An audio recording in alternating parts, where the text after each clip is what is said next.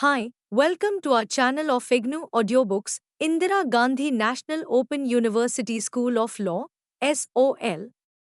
Certificate in International Humanitarian Law, SIL. BLE 036 Application of International Humanitarian Law. Block 1 Who may apply IHL? Unit 3 What is the role of UN in the application of IHL? 3.1 Introduction. One of the primary responsibilities of the UN is to maintain international peace and security. It is not directly concerned with the implementation of international humanitarian law. However, some of its actions may have a bearing on ensuring that this law is respected. Persistent violation of international humanitarian law may lead to a threat to international peace and security. Hence, it is possible for the UN to call upon parties to a conflict to respect international humanitarian law. The Security Council can also impose economic sanctions to ensure this. The UN interest in international humanitarian law became evident after the Tehran Conference on Human Rights, which addressed the issue of respect for human rights in armed conflicts. Although the UN approach to international humanitarian law issue has been via human rights, it is necessary to maintain the distinct identity of these two areas of law. However, at the same time, it must be acknowledged that protection of human rights in armed conflicts has the effect of ensuring respect to some of the basic norms of international humanitarian law.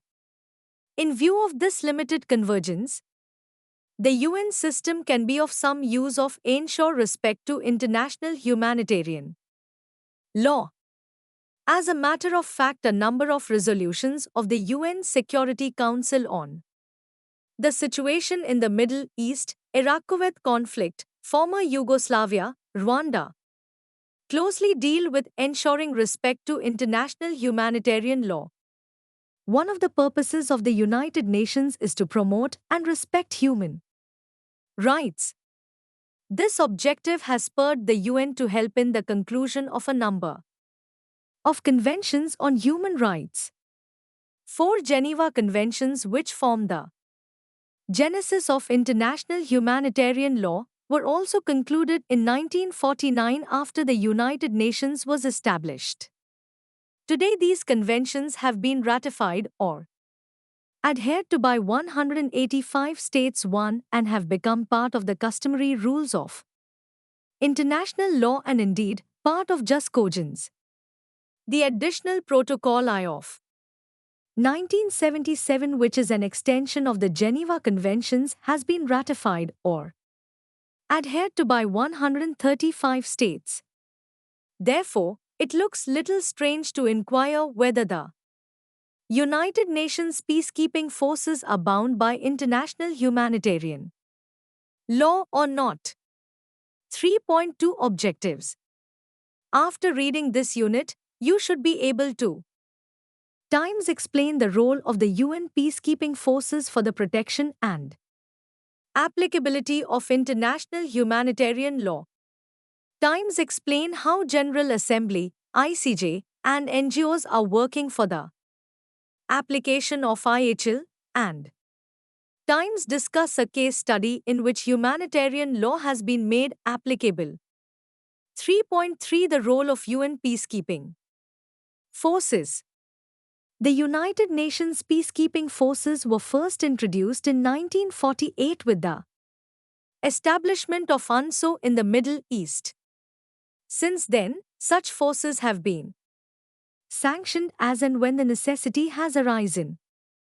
Of late, there has been a spurt in peacekeeping operations with the result that there are 17 such ongoing operations involving 69,356 military personnel with a total budget of around $3.5 billion. The United Nations peacekeeping forces started as a buffer force between two warring parties which have ceased hostilities and hope to negotiate for peace or solution of dispute between them. It is a military force without a military mandate. In practice, it has more diplomatic than military functions. Normally, it is not supposed to use force except in self-defense. One would therefore find these forces with light weapons. This explains for the few fatalities since 1948 till DEC 994, there have been only 1194. However, things have tended to change. Peacekeeping forces have intermittently become peace enforcing where warring parties have either violated ceasefire agreements, shelled protected areas, or sought to block humanitarian assistance. Activities of international humanitarian agencies like the International Committee of the Red Cross or United Nations High Commissioner for Refugees. In rare cases, such as in Korea in 1950 and in the Gulf War in 1991, combat duties were assigned. These were exclusively peace-enforcing exercises authorized by the United Nations. Technically, these were not United Nations operations but individual or coalition exercises under national command of an individual country, unlike other United Nations operations. In today's world, the UN peacekeeping forces have been assigned different missions depending upon different situations, sometimes invoking Chapter 6 and sometimes Chapter VRR, and at other times both the chapters. The Congo operations were to provide assistance to Congo until the latter was ready enough to mobilize its forces to fulfill its tasks. It was termed as technical assistance by the UN Secretary-General. In Cyprus in 1964, the UN role was to contribute to the maintenance and restoration of law and order and to help it return to normal conditions. In Somalia in 1992, it was to establish secure environment for humanitarian operations, to feed the starving, protect the defenseless and prepare the way for political, economic and social reconciliation. In 1993, the UN forces in former Yugoslavia were empowered to take all means necessary to ensure the delivery of humanitarian relief by international agencies and protect the United Nations safe areas. 3.3.1 The applicability of IHL. The question of the applicability of IHL to peacekeeping forces first arose in 1950 during the Korean conflict. While the UN, United States, commander had instructions to abide by humanitarian principles and Article 3 common to the Geneva Conventions of 1949, he would not ensure responsibility as a sovereign nation would do. This was perhaps not a right approach.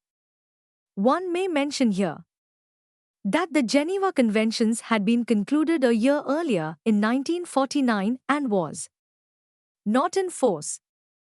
The United States of America did not ratify the conventions until 1955. It may be interesting to note that the United States commander in Korea then was General MacArthur, who would not even listen to his president.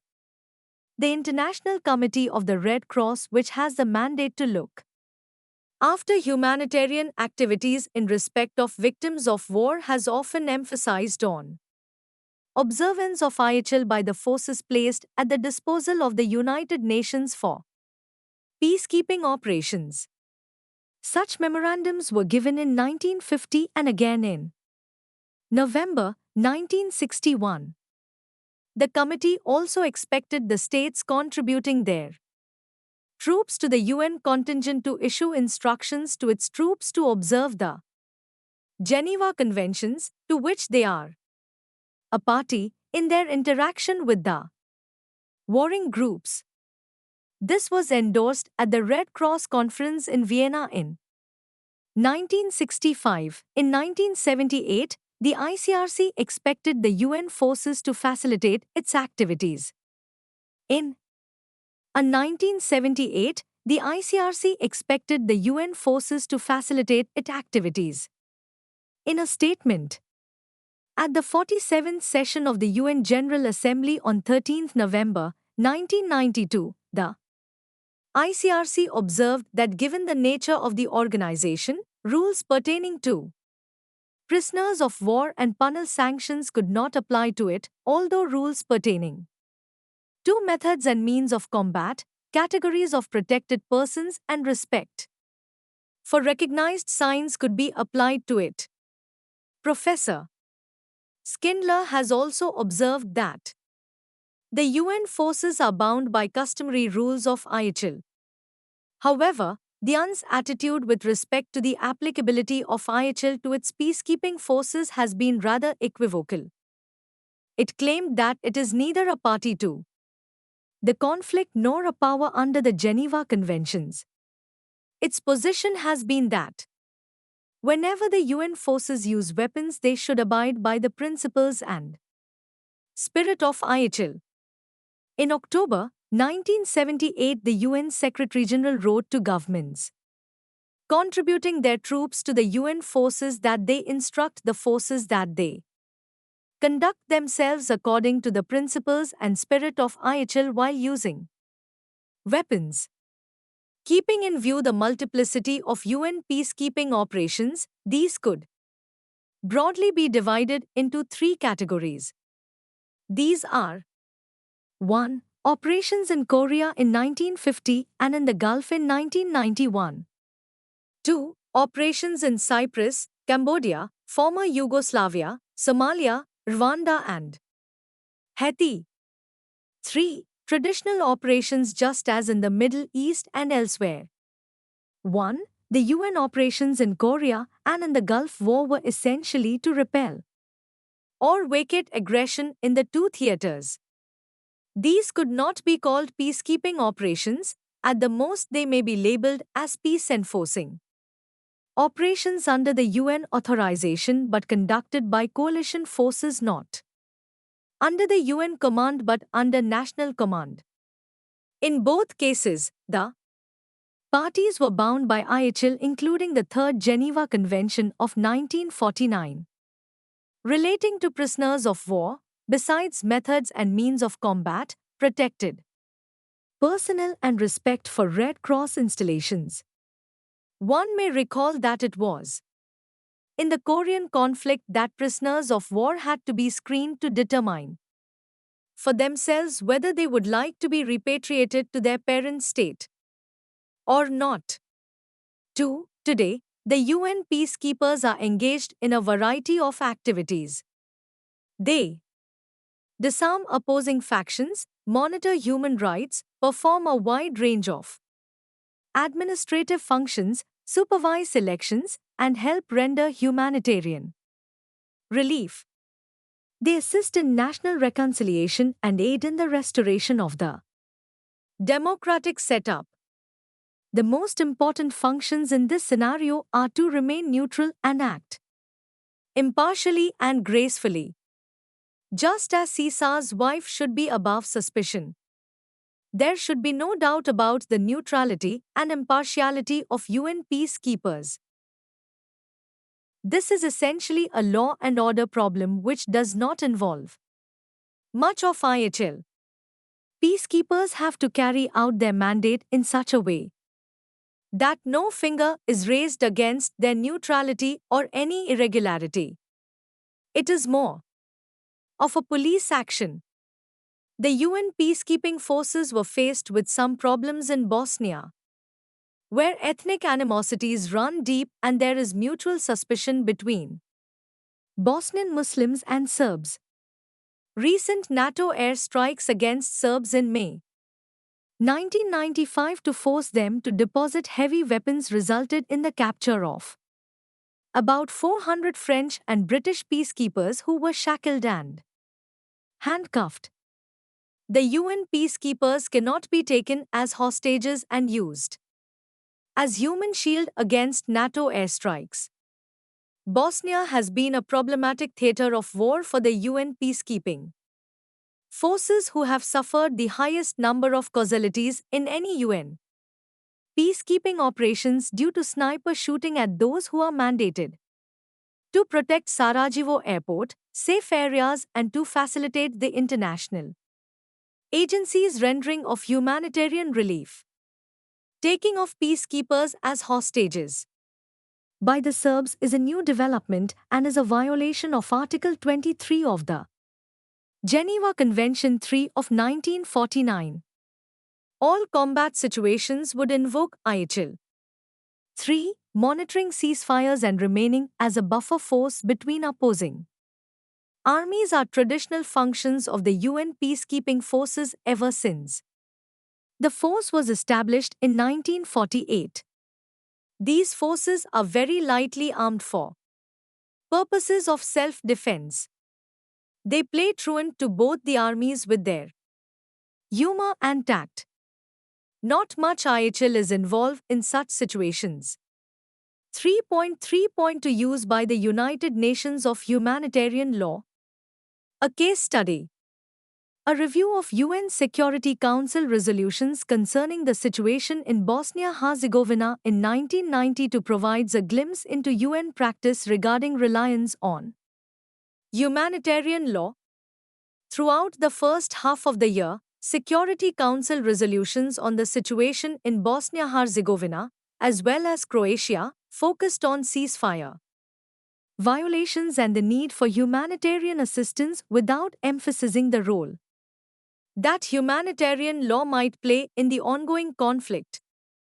Security Council Resolution 764, 13th July, 1992, however, broke this pattern by expressly recalling the obligations imposed by international humanitarian law and reaffirming that all parties are bound to comply with the obligations under international humanitarian law and in particular the Geneva Conventions of 12 August 1949, and that persons who commit or order the commission of grave breaches of the conventions are individually responsible in respect of such breaches. Another Security Council resolution issued 1 month later, Resolution 771, refined the broad declaration of the principle contained in Resolution 764 in a detailed statement concerning the application of humanitarian law to the Bosnian situation. Resolution 771 begins by expressing grave alarm at continuing reports of widespread violations of international humanitarian law occurring within the territory of the former Yugoslavia and especially in Bosnia and Herzegovina.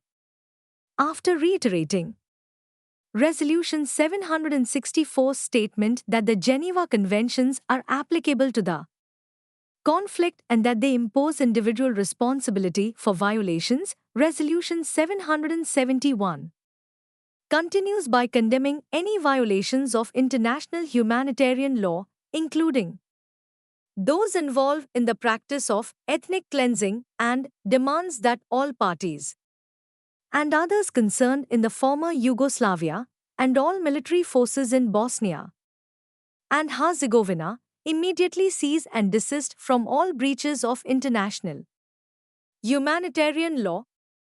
The resolution also demands that international humanitarian organizations, particularly the ICRC, be given unimpeded access to camps, prisons, and detention centers in the former Yugoslavia.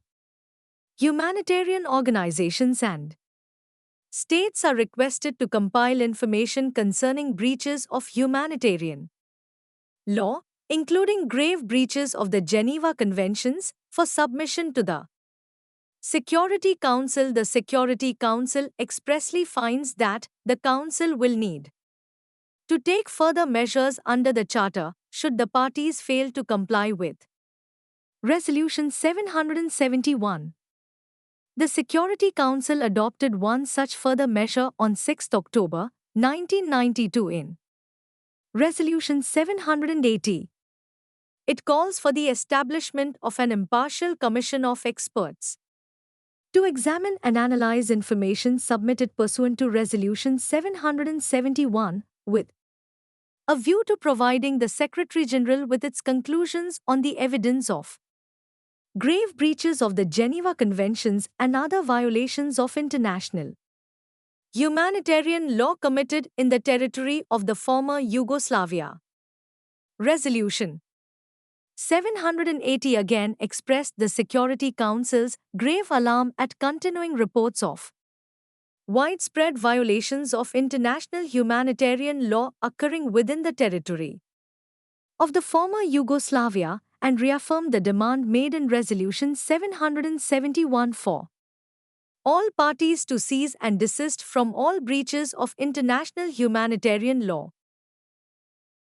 The Security Council noted in Resolution 787 of 16 November 1992 that the Special Rapporteur's report on the human rights situation in the former Yugoslavia had made it clear that massive and systematic violation of human rights and grave violations of international humanitarian law continue in the Republic of Bosnia and Herzegovina.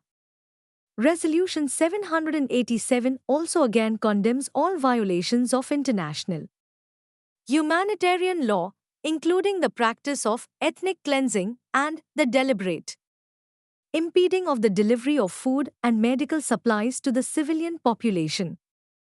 Unfortunately, the Security Council has not regularly used human rights law as well as humanitarian law where both are applicable. 3.3.3 The present position. As a result of the efforts of the International Committee of the Red Cross, ICRC, in the last decade or so, the Secretary-General of the United Nations has issued a bulletin on 6 August 1999 on the observance by UN forces of NIL, the broad parameters of which are Times International's humanitarian law applies to UN operations whenever members of military units, whether acting under UN authority and control or authorized to act by the UN, use force against or are subjected to the use of force by organized armed forces. Times military and paramilitary forces shall be made aware of their obligations under IHL and human rights law by contributor states and by UN training units. Times military personnel of the UN force violating IHL are subject to prosecution in their national courts. Times protection of civilian population, distinction between civilian and combatants, and between civilian objects and military objectives, clearly violated by NATO in Kosovo. Times no reprisals. Times method and means of combat are not unlimited. Times treatment of civilians and personnel, horse they combat, humanely and without distinction. Times treatment of detained persons in accordance with the provisions of the Third Geneva Convention of 1949. Times protection of wounded, sick, medical, and relief personnel medical care, and suspension of combat to allow evacuation of dead and wounded, and times respect for Red Cross and Red Crescent. The directive of the UN Secretary-General thus explicitly reminds all forces participating in UN peace operations that they remain bound by international humanitarian law principles while performing duties on behalf of the UN. 3.4 Role of the ICJ in the application of the IHL. International Commission of Jurists report on the Philippines. The International Commission of Jurists, ICJ, has used human rights and humanitarian law in a sophisticated and careful fashion on some occasion and has almost ignored humanitarian law on others. The ICJ's study entitled The Failed Promise: Human Rights in the Philippines Since the Revolution of 1986 is an illuminating example of the potential for use of human rights and humanitarian law in reporting on human rights abuse in armed conflict situations.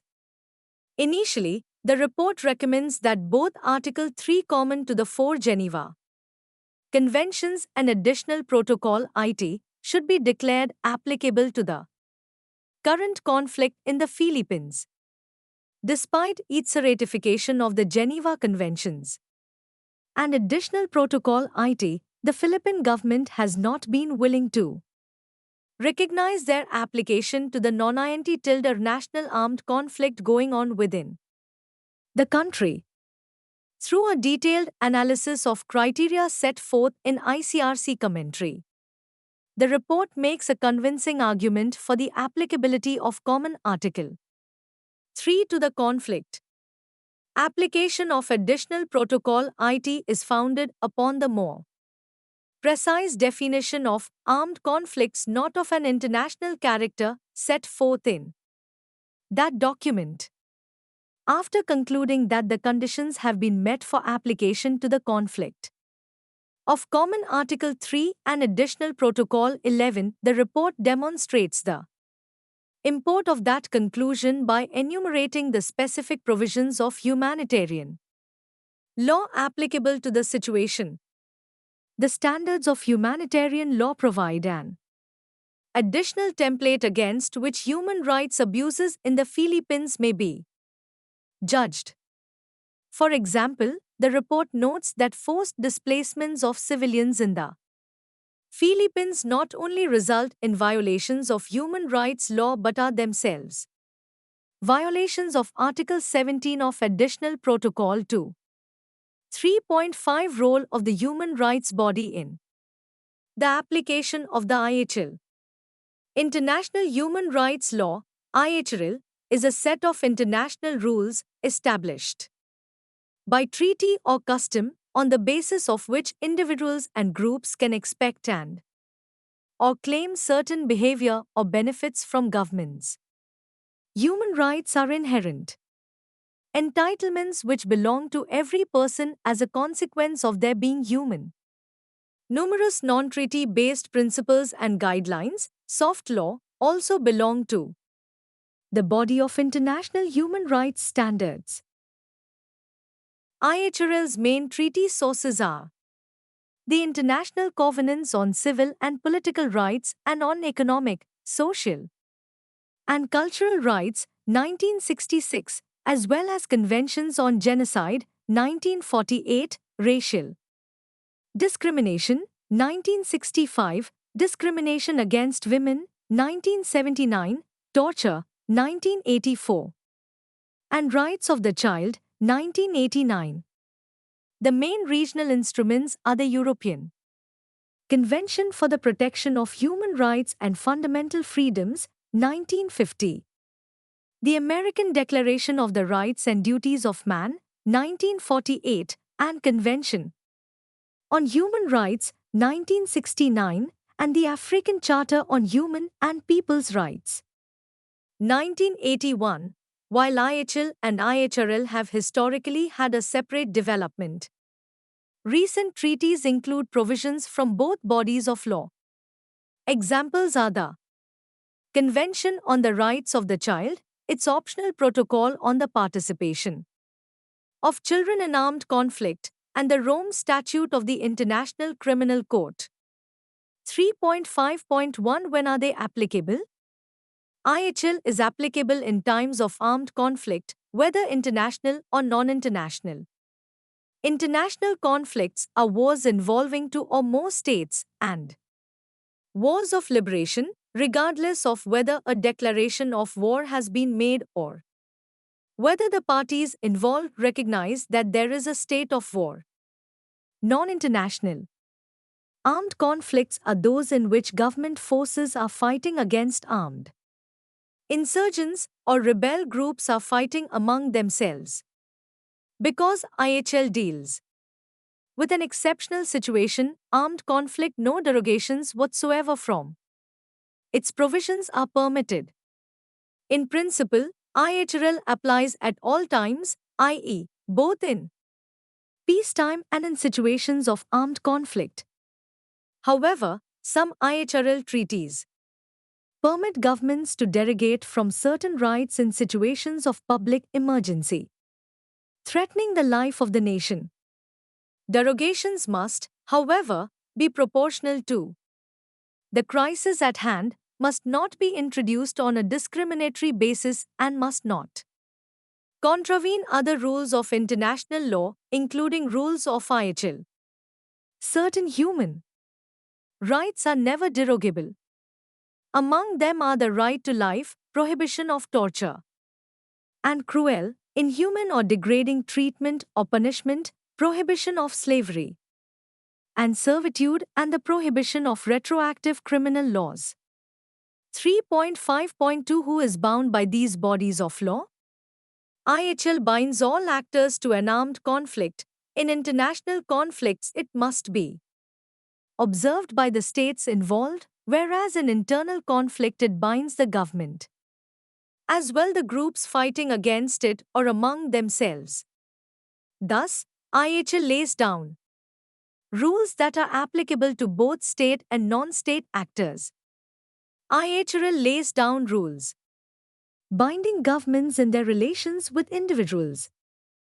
While there is a growing body of opinion according to which non-state actors, particularly if they exercise government-like functions, must also be expected to respect human rights norms, the issue remains unsettled. 3.6 Summary. Times. In this unit, we discuss the role of the in peacekeeping operations in the application of the international humanitarian law.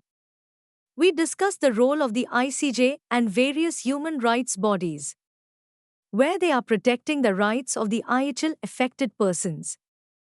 Times. In this unit, we discuss the role of the UN peacekeeping operations in the application of the international humanitarian law. The United Nations peacekeeping forces were first introduced in 1948 with the establishment of UNTSO in the Middle East. Since then, such forces have been sanctioned as and when the necessity has arisen. Of late, there has been a spurt in peacekeeping operations with the result that there are ongoing 17 such operations involving 69,356 military personnel and having a budget of $3.5 billion. Times. We also discussed the role of the ICJ and various human rights bodies where they are protecting the rights of the IHL affected persons. The International Commission of Jurists, LCJ, has used human rights and humanitarian law in a sophisticated and careful fashion on some occasion and has almost ignored humanitarian law on others.